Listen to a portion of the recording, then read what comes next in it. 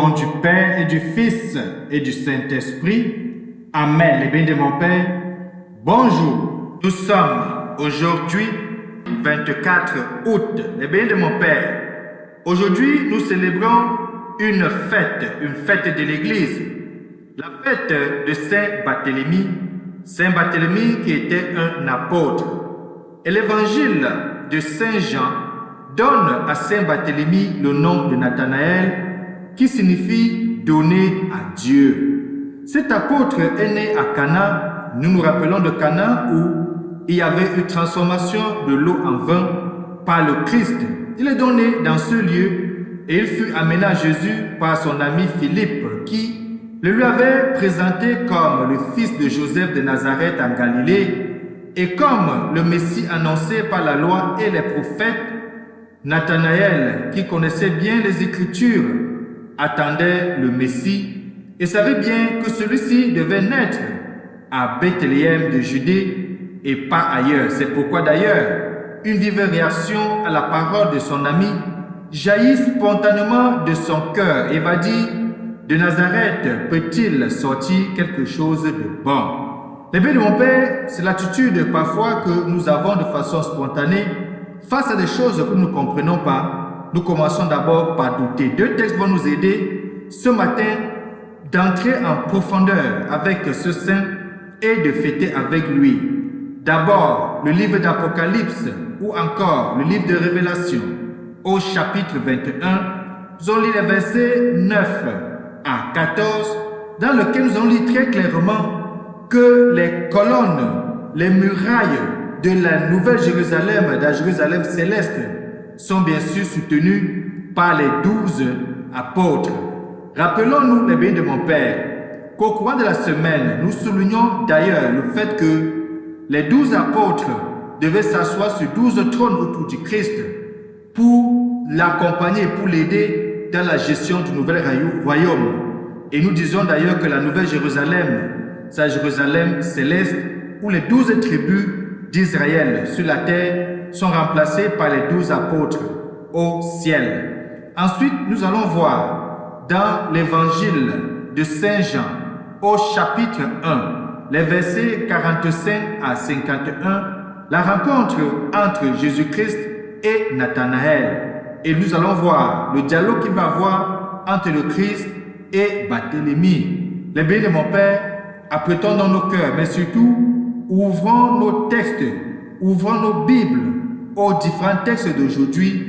Bienvenue donc à cette rencontre de méditation. Je me disais, je ne penserai plus à lui.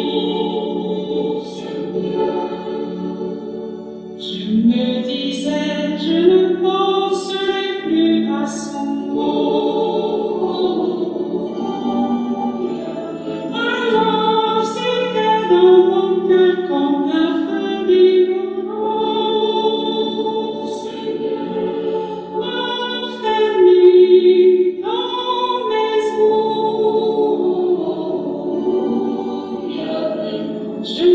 Je me disais que je ne penserais plus à lui. Les bénis de mon Père, tournons-nous donc et prions. Fortifie en nous, Seigneur, la foi sincère qui unissait à ton Fils, l'apôtre Saint Barthélemy, et maintenant qu'il prie pour ton Église, fais qu'elle devienne pour tous les peuples le sacrement du salut.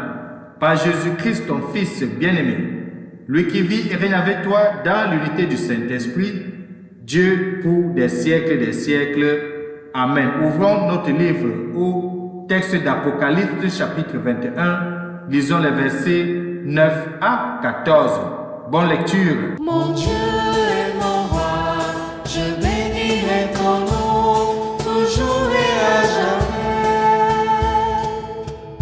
Le Seigneur est tendresse et pitié, lent à la colère et plein d'amour. La bonté du Seigneur est pour tous, sa tendresse pour toutes ses œuvres. Mon Dieu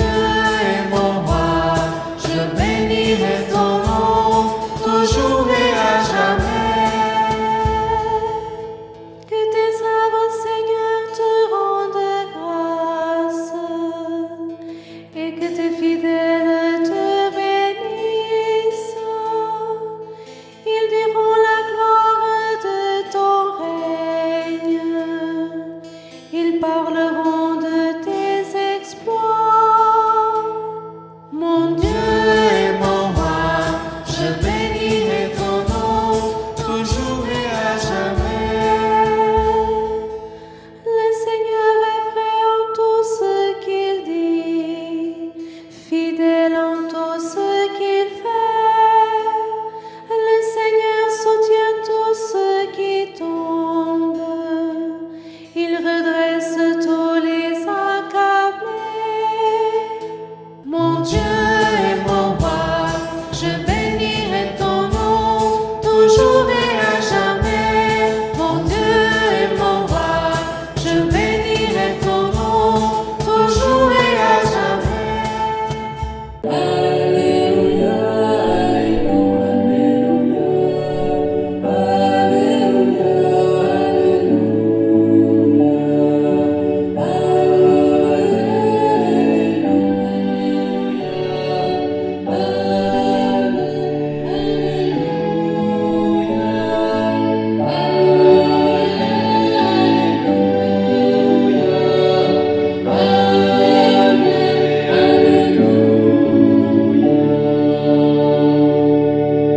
Évangile de Jésus-Christ selon Saint Jean, au chapitre 1, les versets 45 à 51. En ce temps-là, Philippe trouve Nathanaël et lui dit, « Celui dont il est écrit dans la loi de Moïse et chez les prophètes, nous l'avons trouvé. C'est Jésus, fils de Joseph de Nazareth. » Nathanaël répliqua, « De Nazareth peut-il sortir quelque chose de bon ?» Philippe répond, « Viens et vois. » Lorsque Jésus voit Nathanaël venir à lui, il déclare à son sujet, « Voici vraiment un Israélite. Il n'y a pas de ruse en lui. » Nathanaël lui demande, « D'où me connais-tu » Jésus lui répond, « Avant que Philippe t'appelle, quand tu étais sous le figuier, je t'ai vu. » Nathanaël lui dit, « Rabbi, c'est toi le Fils de Dieu, c'est toi le roi d'Israël. » Et Jésus reprend, « Je t'ai dit que je t'ai vu sous le figuier, et c'est pour cela que tu crois. Tu verras des choses plus grandes encore. » Et il ajoute, « Amen, amen, je vous le dis, vous verrez le ciel ouvert, et les anges de Dieu monter et descendre au-dessus du Fils de l'homme. » Acclamons la parole de Dieu. Louange à toi, Seigneur Jésus-Christ. Les bien de mon Père, l'évangile que nous venons d'écouter met bien en exergue la relation entre Nathanaël ou Barthélemy avec notre Seigneur Jésus-Christ. Cette rencontre qui est une rencontre non seulement providentielle, mais une rencontre bien préparée par Philippe. Les bien de mon Père, la première chose que nous pouvons retenir de cet évangile, c'est que nous avons chacun de nous la responsabilité d'amener nos frères, nos sœurs, nos amis, nos connaissances à Jésus-Christ. Nous sommes des disciples du Christ. Nous sommes des missionnaires du Christ. Et pour cela, nous sommes appelés non seulement à annoncer le Christ, à annoncer la bonne nouvelle, mais surtout d'amener nos relations, d'amener nos frères, nos sœurs à la rencontre avec Jésus-Christ. Mais malheureusement, nous le savons dans le monde aujourd'hui, parfois nous avons même honte de nous afficher comme chrétiens. Nous avons même honte de dire à certains de nos amis, à nos connaissances que nous prions et que nous faisons partie de l'Église. Aujourd'hui, l'exemple de Philippe qui amène Nathanaël à Jésus doit nous interpeller pour que nous aussi nous devenons des nouveaux Philippe. Mais au-delà de cela, les bénis de mon Père, la rencontre entre Nathanaël et Jésus-Christ est une rencontre franche. Une rencontre qui transforme la vie de Nathanaël. Voyons-nous un peu un instant. Nathanaël va vers Jésus-Christ, d'abord avec le doute, il dit, comment se fait-il ou est-il possible que quelque chose de bon sorte à Nazareth? Et pourtant, les bénis de mon Père, il était face à Jésus-Christ. Il était face à Dieu. Il était face au Fils de Dieu. Il était face au Rédempteur. Il était face au Sauveur. Il était face au Messie. Et lorsque, dans le dialogue, dans le déploiement, dans la révélation progressive de Christ, comme l'habitude de le faire. Nathanaël va discerner. Nathanaël va constater qu'il est vraiment face au Messie. Il ne va que l'adorer. Mon Seigneur et mon Dieu. Et il va continuer à dire, tu es vraiment le Fils de Dieu. C'est toi, le roi d'Israël. Ça doit nous interpeller aussi.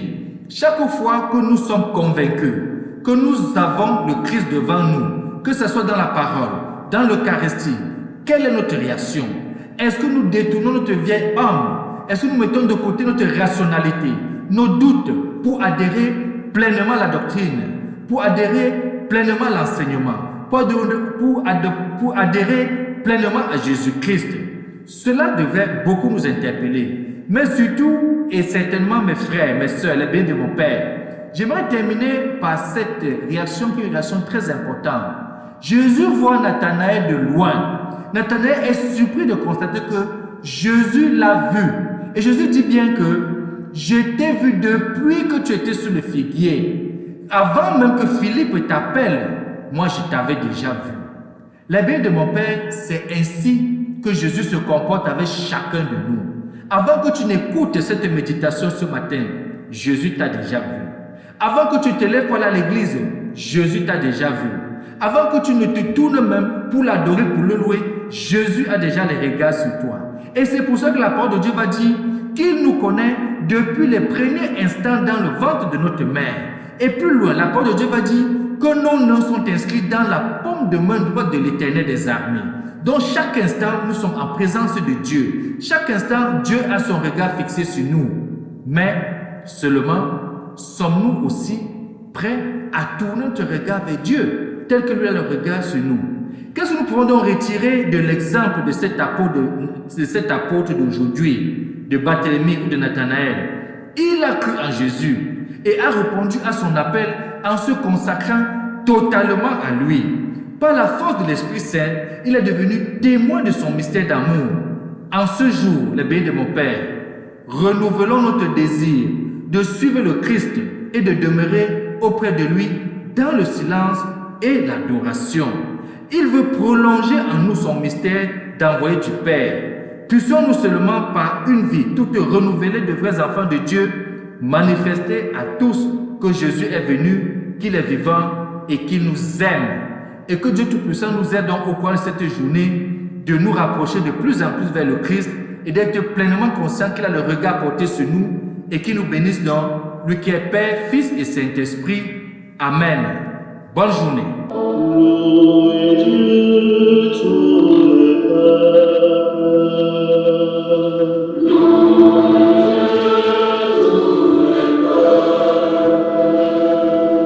Chantez sa grande gloire. Chantez sa grande gloire. Oui, notre Dieu nous aime. Son amour est fidèle.